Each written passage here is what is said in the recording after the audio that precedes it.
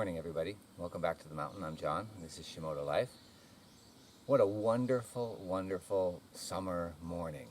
I'm up here before 8 o'clock, and I've got an exciting bunch of things to do today. One of the reasons I'm excited today is because of one of the activities I'm going to be doing, which is new. And I think some of you may like this because I've gotten some comments about the forest being cut down, the jungle being cut down. I do, for the last 8 months anyway, I've been doing a lot of chainsawing and clearing and logging. And, people wonder, what's going on? Well, the thing is, I have a tree nursery hobby farm. It's a small business back in the town where I live, Shimoda. And I'm really interested in palm trees. This Izu Peninsula, and as you go into the islands south of Japan and down to Okinawa, the Philippines, everywhere, but this little piece of Izu Peninsula is where Japan starts getting tropical. And probably not many people think of palm trees when they think of Japan. But as you drive down from Tokyo, this town of Shimoda on the bottom of Izu Peninsula it's a beach town, it's a resort town, it's a weekend surfer's paradise type of place. And as you're driving down the 3-hour drive from Tokyo, after about 2 hours, you start just seeing lots of palm trees. And when I first started coming here 10 odd years ago, the romance of the palm trees really attracted me. And it's tied very tightly with the romance of this beach town that I now call home. So I took a very big liking to palm trees, and I started a nursery 4 or 5 years ago because, palm trees take a long time to grow. So today I'm going to be doing some planting. That's why I'm so excited, because I've been taking down a lot of trees, and it's time to put back some of the trees. So I'm going to take you up top, and we're going to find a place. We're going to use my little hoe. We're going to level it off to the best of my ability. And then we're going to plant, take the spade up there, and then just, put a few of these into the ground.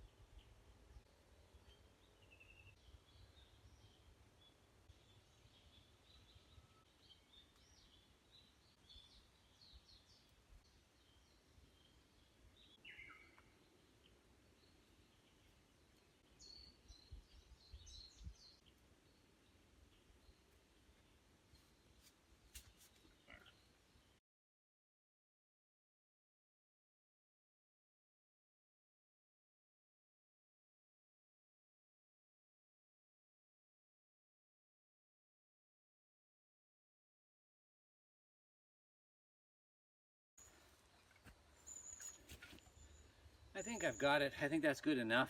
I'm not trying to make a a planting bed or anything. I just want to give enough horizontal space for the to put a bunch in and let them grow for a couple of years. One thing I've realized is as I create a level space, the pigs are going to find this. Pigs love roots, and anything with fresh roots is a gold mine for them. That being said, one, they don't rely on level area to get around, as you've seen in previous videos. They're like frickin' mountain goats out here. They find the smallest path and the steepest path and they make their way. So I don't think a flat area per se is going to attract them. So these are mule palm seedlings, and this seedling was a seedling in July 2018. It went into its first pot in April 2019. So a few months over a year. This is about 15 months old. A mule palm is a hybrid between Butia, either a Butia capitata or a Butia odorata. I'm not sure which one. We have lots of Butia odorata here in Shimoda. Sorry, let me finish. A cross between a Butia and a Chagris, Chagris romanozophiana, which is a queen palm. This is a Butia is a jelly palm, and Chagris is a queen palm. So this is a hybrid between a jelly palm and a queen palm, and it's called a mule because it is sterile. I think that means it won't breed itself, and it needs another Butia and another Chagris. I don't think I'm saying that properly. I've never actually said it out loud before.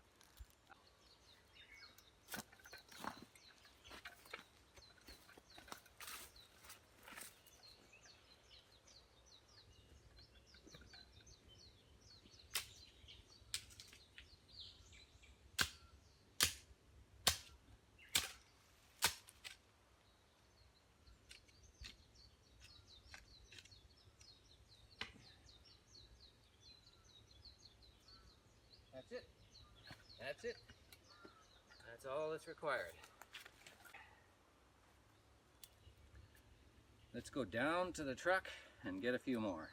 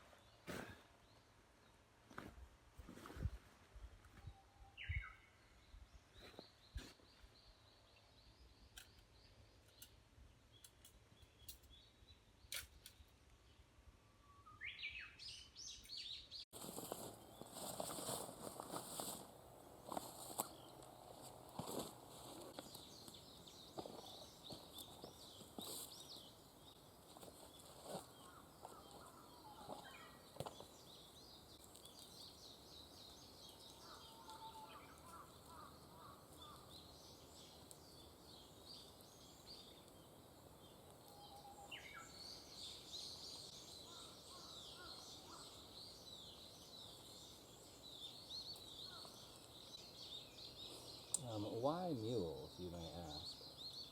Why not coconuts? When in this part of Japan, actually in all of Japan, coconut palms will not grow. It's just too many months of too cold air. Even though the summers get intensely hot and there's no snow in the winter, there's just too many cold days. Coconut palms won't grow.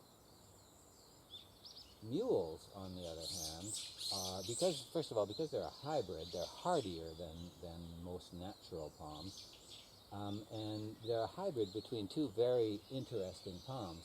The jelly palm, the butia, as I said, we have them all over here. The butia is hardy, cold hardy, and it grows just fine in most of Japan, except the far north. Um, so a butia is fine. The queen palm, the other half of the hybrid, is a tall, slender palm, which is it's actually, I've only seen one in Tokyo at one of the embassies. It was planted out in the front yard. And I don't think I've seen any around here. So the queen palm is cold sensitive enough that it can't grow here. But it's a tall, elegant palm that looks, if you use your imagination, close enough to a coconut palm. And so the hybrid, the mule, has taken the best of both worlds. It's got the cold hardiness of the butia and the tall, slender, elegant look of the queen.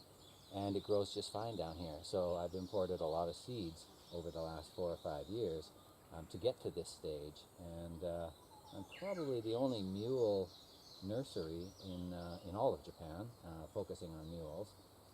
But in 5 years, I'll probably be the only nursery with mature mules. So I'm looking forward to that.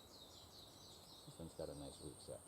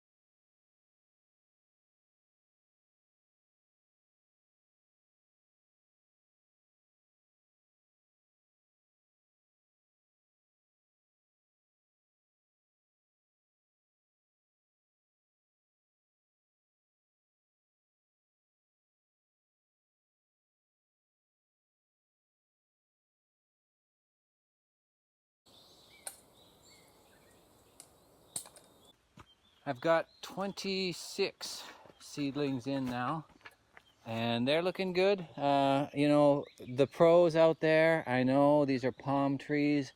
They're gonna grow, 30 feet high, and they're way too close together to do that. I know that. But like I said, I'm experimenting here. I'm trying to get a couple years of growth out of them. And I've got, several hundred more back at the hobby farm. And now I've got these ones here, which are a year and a half old now when I put them in. So I just want to see what happens. I just want to see if they can grow out here, make it on their own for a couple of years, and see what kind of growth they get. It's kind of a comparison. Coffee break is over. It's time to get these last plants up the hill. You can see here that I've got a flower pot filled with seedlings, and then another single plant in a single pot. These are actually both the same palm tree. These are Butia odorata, which is the Latin name. They're jelly palms, is the Western name.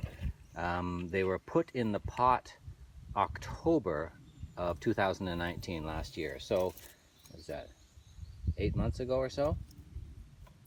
And they've grown nicely. They're still single strap seedlings, but this is what they grow into after a couple of years.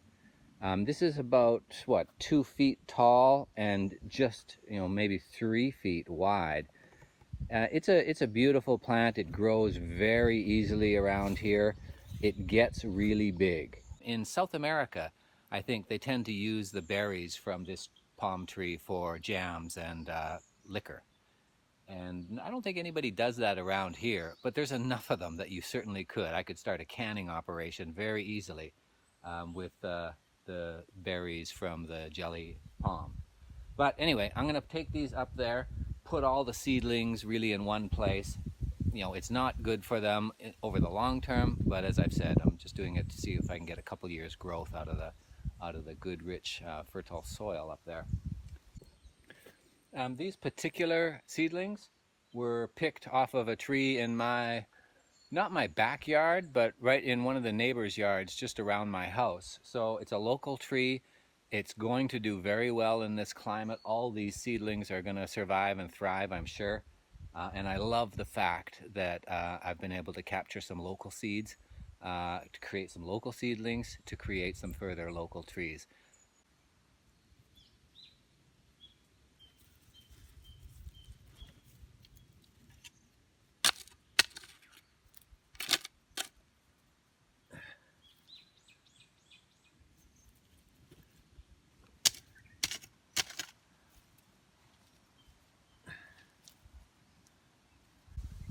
So I've planted 116 trees up on the mountain today, and I feel pretty good about it.